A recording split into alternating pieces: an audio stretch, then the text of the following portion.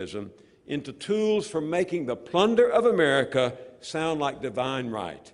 Laissez-faire ideologues and neocons of the day, lovers of empire even then, hijacked Charles Darwin's theory of evolution and so distorted it that politicians, judges, and publicists gleefully embraced the notion that progress emerges from the elimination of the weak and the survival of the fittest.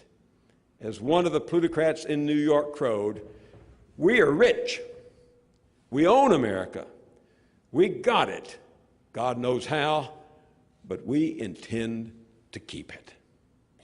And that has been the fundamental conflict and fight and struggle in American life, in American politics, in democracy for over 150 years now. And the Gilded Age has returned with a vengeance. It slipped in quietly at first, back in the early 1980s when Ronald Reagan began a massive, decades-long transfer of national wealth to the rich. Roger Hoke says under Bill Clinton, the transfer was even more dramatic as the top 10% captured an ever-growing share of national income. The trend, of course, continued under George W. Bush. Remember the tax cuts for the very wealthy? And by 2007, the wealthiest 10% of Americans were taking in 50% of the national income. And today, a fraction of people at the top earn more than the 120 million Americans at the bottom. A fraction of the people at the top, less than 1%, today earn more than the bottom 120 million Americans. You will hear it said, well, Moyers, this is the way the world works. No, it's the way the world is made to work. This vast inequality, this huge gulf that separates the two Americas is not the result of Adam Smith's invisible hand. It did not just happen. It was no accident. It was the result of a long series of public policy decisions about industry and trade, taxation and military spending by flesh and blood human beings like you, sitting in concrete and steel buildings. And those policy decisions were paid for by the less than 1% of our population who participate in democratic capitalism through campaign contributions.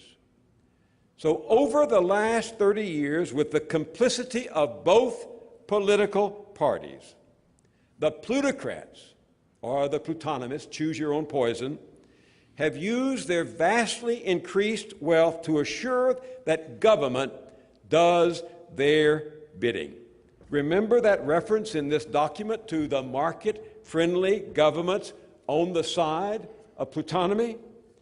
It calls to mind the story I heard growing up in Texas about the poker game in which the dealer says, "Now play the cards fairly, Reuben, I know what I dealt you." And that's what's been happening in this country. You know, looking back, it all seems so clear that we wonder how we could have ignored the warning signs at the moment. One of the few journalists who was prophetic, Thomas Edsall of the Washington Post, now at the Columbia School of Journalism, reported that, quote, business has refined its ability to act as a class, submerging competitive instincts in favor of joint cooperative action in the legislative arena. Big business political action committees flooded that political arena with a deluge of dollars. They funded think tanks that churned out study after study with results skewing to their ideology and interest. And they cleverly built alliances with the religious right, Jerry Falwell's Moral Majority, and Pat Robertson's Christian Coalition, who zealously waged a cultural holy war that camouflaged the economic assault on working people and the middle class. Senator Daniel Patrick Moynihan also tried to warn us. He said President Reagan's real strategy was to force the government to cut domestic social programs by fostering federal deficits of historic dimensions. Pat Moynihan was gone before the financial catastrophe that occurred on George W. Bush's watch that could yet fulfill Reagan's dream. The plutocrats who soaked up all that money that we've been talking about, now say that the deficits stretching into the future require putting Social Security and other public services on the chopping block. Mr. Bush said last week, only last week, that his biggest regret of his 8 years in the presidency was not invading Iraq on false premises at the cost of over $1 trillion or more, but his failure to privatize Social Security.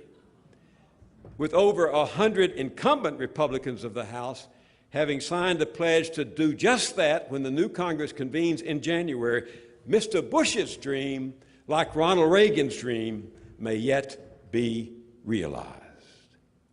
Daniel Altman also saw what was coming. I recommend to you his book, Neo-Economy, in which he describes a place without taxes or a social safety net, where rich and poor people live in different financial worlds. It's coming to America, he wrote 15 years ago. I'm not sure even he could have foreseen the day that firefighters in rural Tennessee would let a home burn to the ground because the owner couldn't pay a fee of $75.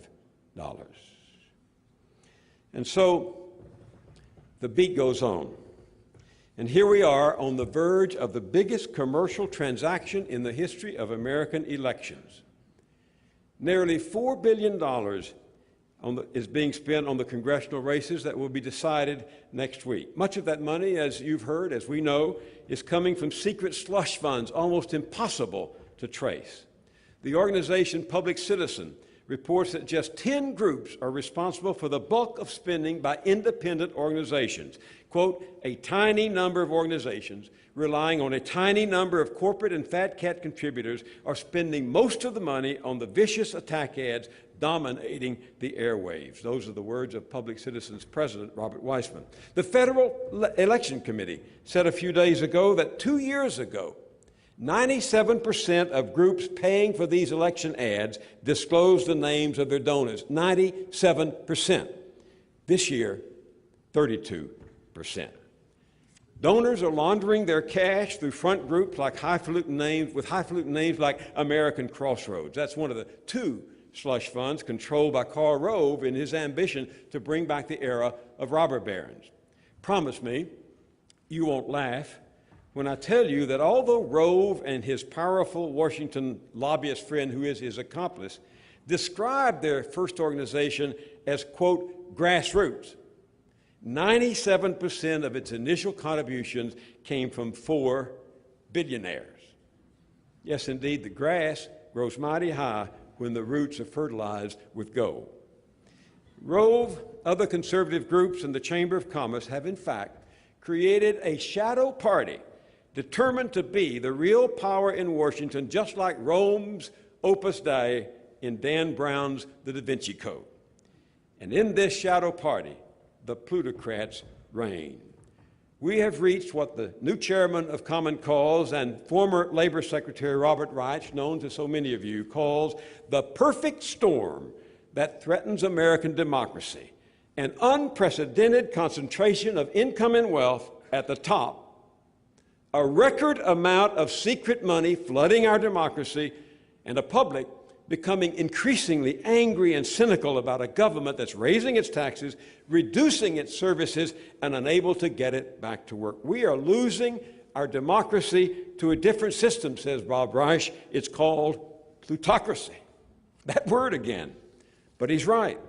That fraction of 1% of Americans who now earn as much as the 120 Americans at the bottom includes the top executives of major corporations, those Wall Street hedge fund and private equity operators who constitute Citigroup's plutonomy, and they're buying our democracy, and they're buying it secretly.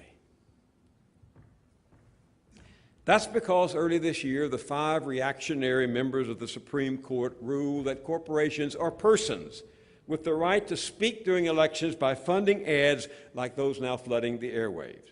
Now, it's hard for patriots like you to admit it. Hard for me to admit it. But the United States Supreme Court has promulgated a big lie.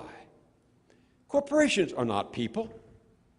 They're legal fictions, creatures of the state, born not of the womb, not of flesh and blood, but of the imagination of fabulists. They're not permitted to vote. They don't bear arms, except that now they can drop a nuclear bomb on a congressional campaign and nobody will know where it came from. Yet 5 men in black robes have bestowed on corporations the privilege of personhood to speak, and not in their own voice, mind you, but as ventriloquists using their money to hire their puppets. Do they really think that that's what the authors of the First Amendment intended? Horrified by this perversion of the First Amendment, the editor of the spunky Texas Observer, Bob Moser, got it right with his headline, "So long, democracy. It's been good to know you." I said that this is the work of fabulists. You'll remember that soon after the court's decision, President Obama raised the matter during his State of the Union speech in January. He said the decision would unleash a torrent of corrupting corporate money into our political system. Sitting a few feet in front of the president, about where you are, Associate Justice Samuel Alito defiantly mouthed the words, "Not true, not true, not true." It was a remarkable revelation of the majority's mindset. Alito was either disingenuous, naive, or deluded. He cannot be in this world without knowing he and his four fellow corporatists were giving big donors the one thing they most want in their campaign against working people, an unfair advantage. Alan Grayson lives in the real world. He's a member of Congress. Here's what he said. "We're now in a situation where a lobbyist can walk into my office and say, 'I've got $5 million to spend, and I can spend it for you or against you. Which will it be?'" My friend and colleague Michael Winship, a columnist, told a story this week to illuminate the Supreme Court's coup de grace against democracy. It seems the incorrigible George Bernard Shaw once propositioned a fellow dinner guest, asking if she would go to bed with him for £1 million. That's about $1.5 million in today's terms. She agreed. Shaw then asked her if she would do the same for 10 shillings. "What do you take me for?" she asked angrily. "A prostitute?" Shaw responded, "We've established that principle, madam. Now we're just haggling over the price." With this one decision, seriously, with this one decision, the Supreme Court established once and for all that Shaw's is the only principle left in politics as long as the price is right. So go with me to Washington's red light district to call on the U.S. Chamber of Commerce, the front group for the plutocracy's prostitution of politics. The Chamber boasts that it represents more than 3 million businesses and approximately 300,000 members. But actually, it has almost nothing to do with the shops and stores along the street here around Boston University. In the words of the economics journalist Jack Carter, the chairman's branding allows them to disguise their political agenda as a coalition of local businesses while it does the dirty work for corporate titans. Carter says that when the Supreme Court decision came down with this infamous ruling earlier this year, the Chamber responded knowing it was going to get secret money by announcing a 40% increase in its political spending operations. Then after the money started flowing in, the Chamber boosted its budget again by 50%. According to a recent investigative report in the New York Times earlier this week, nearly half of the Chamber's funding, even before the Supreme Court decision, came from just 45 sources. And those contributions coincided with lobbying or political campaigns that potentially affected the donors. The Times concluded that the Chamber of Commerce has increasingly relied on a relatively small collection of big corporate donors, the plutocracy's senior ranks, to finance much of its legislative and political agenda. And if you wonder where the restraints of democracy have gone, if you wonder what's happened to the checks and balances that are supposed to hold amoral capitalism in some check and responsible to the body politic, to the public welfare, there's your answer. Furthermore, the New York Times story said the chamber makes no apologies for its policy of not identifying its donors. It has vigorously opposed legislation in Congress that would require groups like it to identify their biggest contributors when they spend money on campaign ads. Now, let's quickly connect some dots. When the House of Representatives recently passed a bill, the House recently passed a bill that would require that the names of all such donors be publicly disclosed, every Republican in the Senate opposed it, and there it died. I'm smiling because smiling is the only response to hypocrisy. Senate Republican leader Mitch McConnell had actually claimed that the Sunshine Laws would make everything okay by letting people see who was buying their election. Well, no sooner did the public start singing "Let the Sunshine In" than McConnell lined up every Republican in the Senate to black out the windows. When the chief lobbyist for the Chamber of Commerce was asked by an interviewer, "Are you guys eventually going to disclose?" the answer was a brisk no. So they will not reveal the corporate sources of their slush fund, said to be $75 million or more, because those corporations are afraid of a backlash from people like you. Doesn't that tell you something about the nature of what they're doing? It reminds me of those words from a character in Tom Stoppard's play, Night and Day. People do terrible things to each other, but it's worse in places where everything is kept in the dark. And that's true in politics. So it turns out, it won't surprise you, that many of these ads paid for secretly by anonymous donors are, quote, false, grossly misleading, or marred with distortions, as Greg Sargent reports in his website, The Plumb Line. Go there, theplumline.org, and you'll see a partial list of ads that illustrate the scope of the intellectual and political fraud being perpetrated in front of our eyes. Money from secret sources is poisoning the public mind with toxic misinformation in order to dupe voters into giving even more power to the powerful. On another site, Think Progress, you can find out what you need to know about the multi-billionaire Koch brothers, also big oil producers, and Tea Party supporters. They're recruiting captains of industry to fund the right-wing infrastructure of front groups, political campaigns, think tanks, and media outlets. And among the right-wing luminaries who showed up at one of these secretive network meetings of Republican donors were two Supreme Court justices, right-wingers Antonin Scalia and Clarence Thomas. I said you can't make this up. Listen, 2 of the 5 votes for corporate slush funds on the Supreme Court of the United States came from justices who were present as members of the plutocracy schemed to take over our government.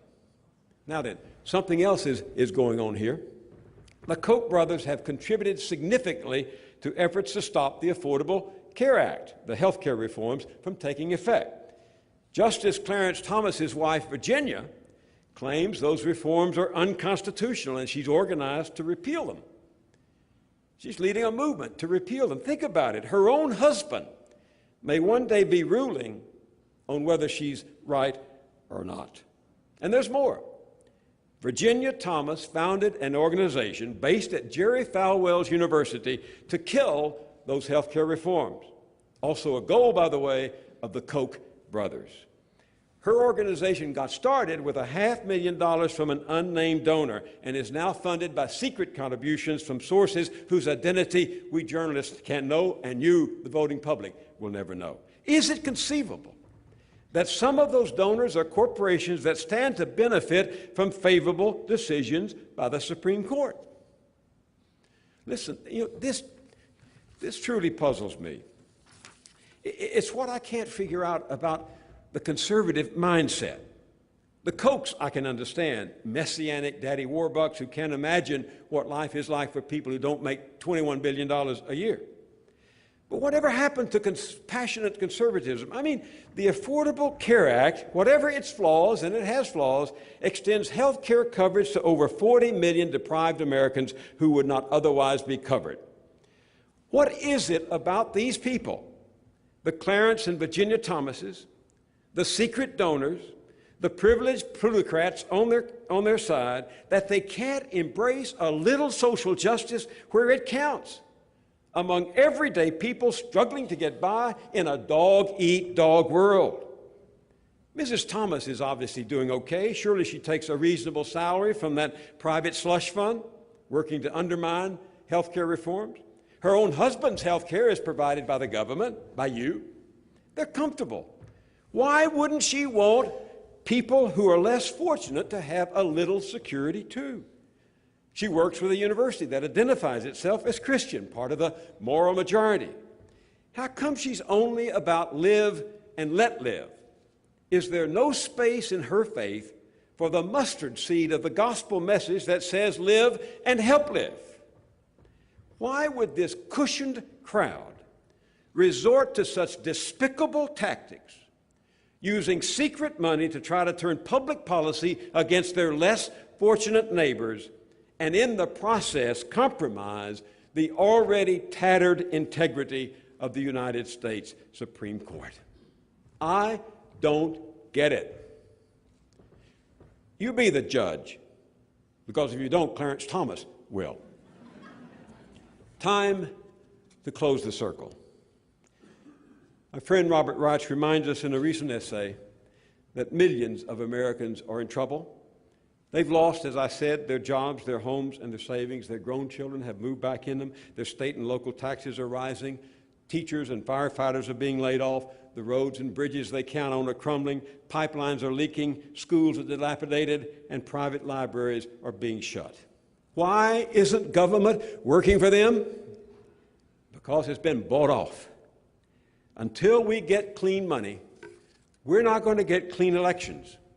And until we get clean elections, you can kiss goodbye.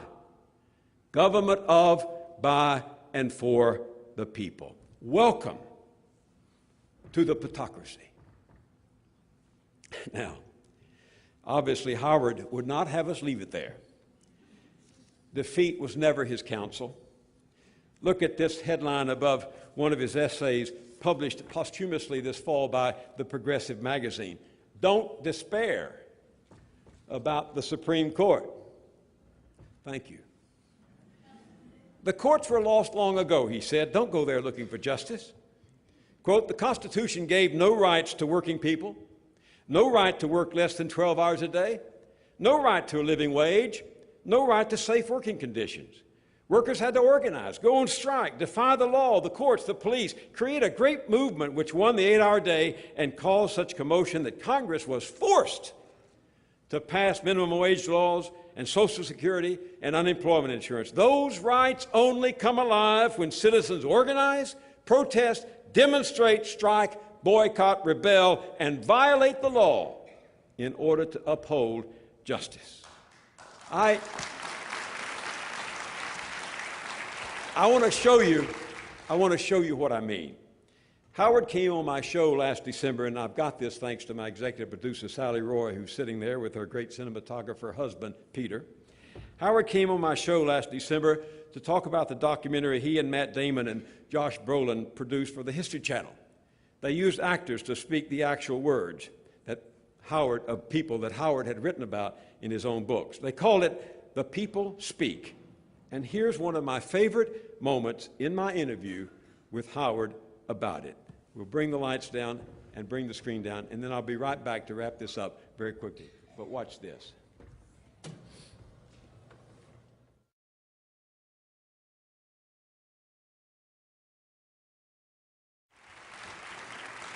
That's Howard Zinn, as I will always remember him. When he was talking, he had a tear in his eye. And I realized sitting there across from him, it was a tear for courage. It was a tear for the truth. And it was a tear for democracy.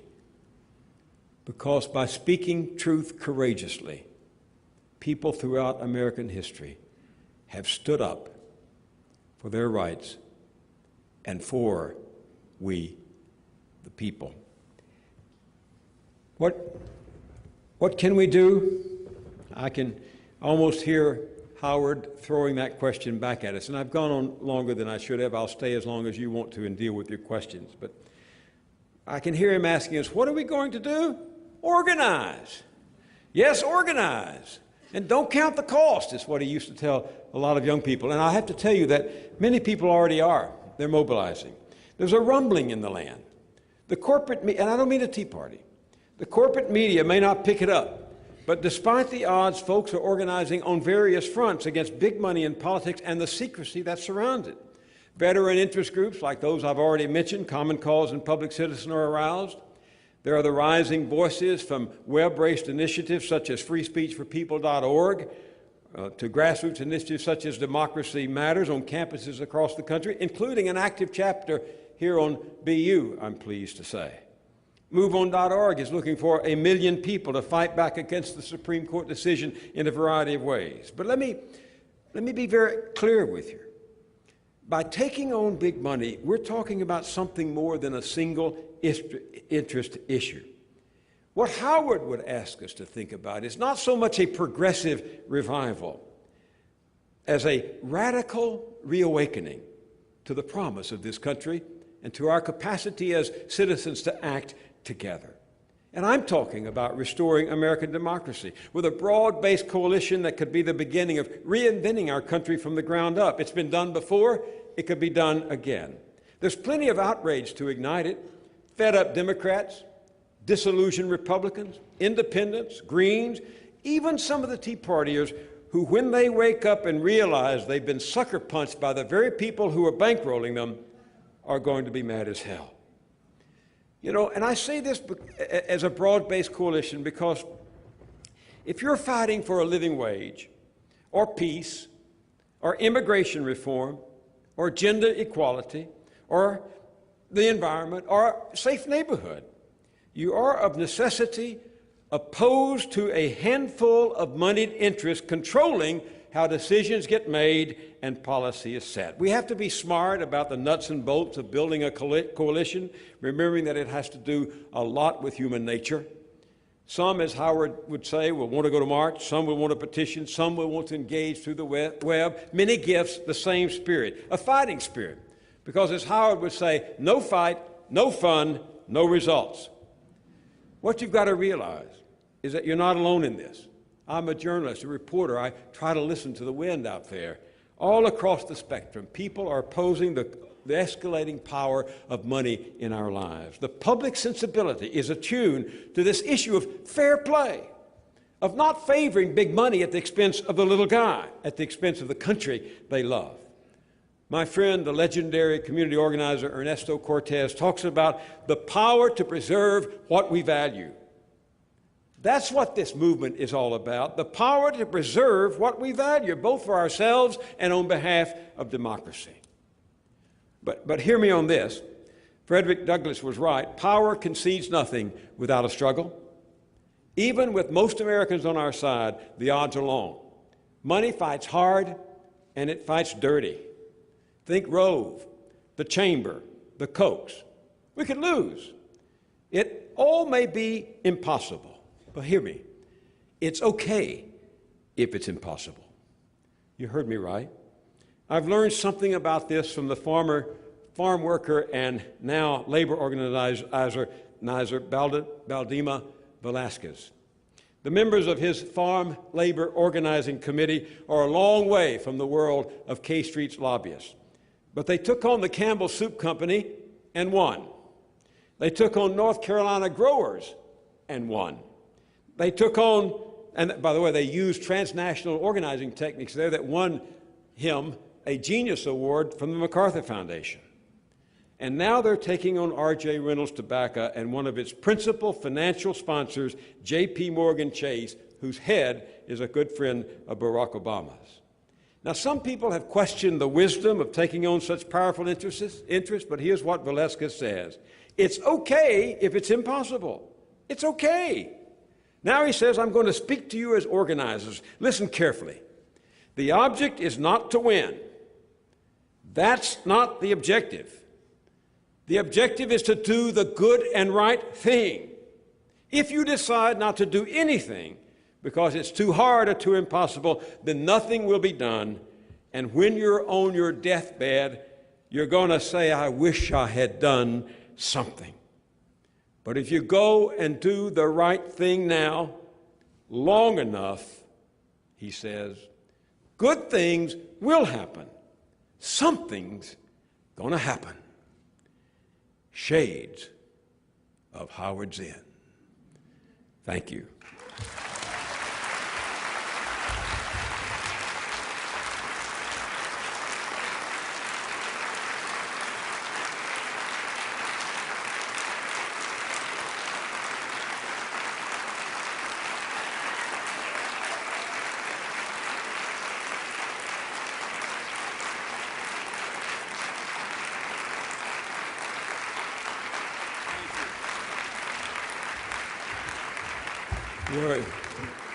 You're very generous, and I thank you very much. I did go on too long.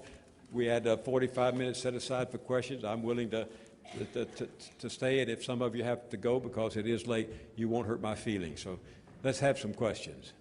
Yes, right there in the center. You mentioned that there's the poisoning of public mind with toxic. Yes, I'll repeat the question. Oh, is there a mic here? I didn't realize that. I'm sorry. And if you will keep your questions as brief as you can, I'll make my answers as brief as I can. Although, you know, there's a certain liberation that comes from being out of a television studio where there's no limit on your time. You've described how many of the organs of information are poisoning the public mind with toxic misinformation.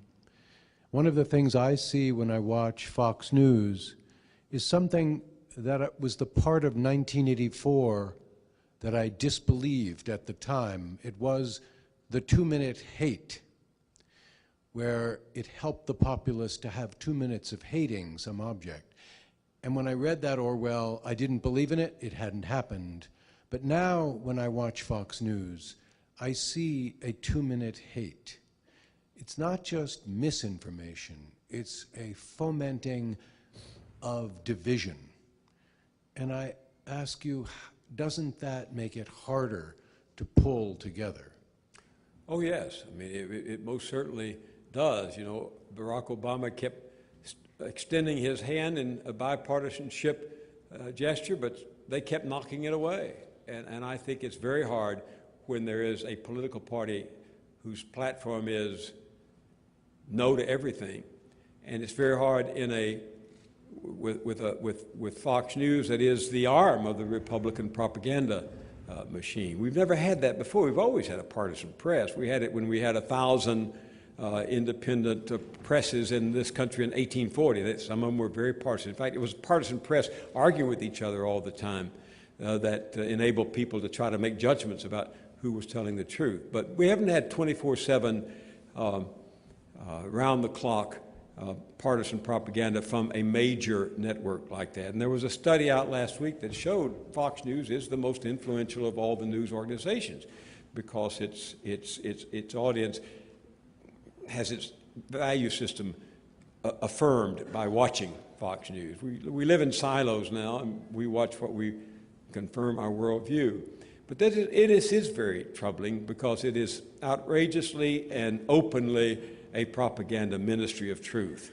And they do any ministry of truth, read George Orwell, as you indicated, and you find that fear and paranoia and concern will motivate people. And look, Americans are afraid. For the first time in a long time, they think, as I said earlier, the future is not going to be better than the past. And they're afraid. And they're afraid of our declining status in the world. They're afraid for their children's future. So you come along and you find a devil, the other side, and you feed it all the time. And that fear turns into anger, which turns into getting out to vote for what confirms your worldview. It's all very much a part of an organic whole. When Hillary Clinton said 15 years ago, there's a vast right-wing conspiracy, she may not have been reporting the present, but she was predicting the future. And we see it now. Yes?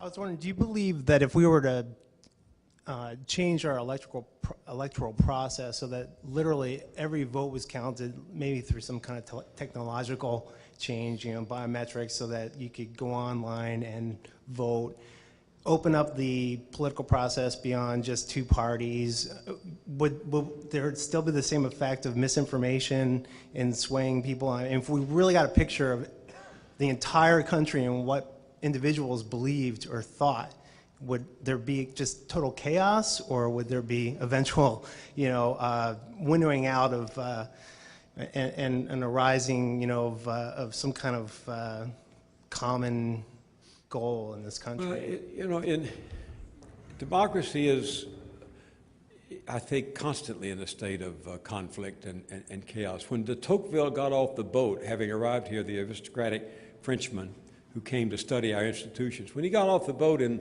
the late 1830s, he was greeted by what he called a tumult. America's always been about tumult. This is the first time in my experience that we haven't been able to have our two political parties at least address some of the major issues despite that tumult. But I don't think there's ever going to be, we're never going to have a halcyon society. We're too different. There are too many of us. There are too many value systems in conflict. So I don't think what I'm about to say will solve a lot of problems, but it'll make it better, easier to solve some. We have to have some structural systemic changes in this country. I mean, you've got a system where the residents, 330,000 residents of Wyoming have as much representation in the Senate as all of you here in Massachusetts. We have to change the filibuster. We have to change gerrymandering, the drawing of congressional lines, because it makes it possible to isolate the extremes and pit them against each other. Makes it very hard to reach compromise in politics. As you go home to arouse with red meat your base, we need to have instant runoff. I think there are a whole host of systemic and constitutional issues we need to address. But we can't do it in this constant warfare. There's no halftime, no intermission in this warfare between the two parties, much of it waged, of course, for reasons of power by the right wing, whose only strategy is to say no and keep people angry. So we have to have some structural change. There's a very important book coming out in January by my friend, the political scientist, historian, and journalist Eric Alderman, called Kabuki Democracy. And he goes into detail about why any progressive president, even Franklin Roosevelt, whom everybody hoped would be born again in the guise of Barack Obama, that even no progressive president can hope to achieve anything today because of the structural problems in our dysfunctional society. So we've got to address those. Over here? I'm just curious your opinion, if the financial bailouts had not been instituted, would you see just the plutocracy being harmed and brought down, or would it have extended naturally to the national economy and possibly on into the global economy? Well, I'm not an economist, and I don't know, and particularly with a what-if question like that.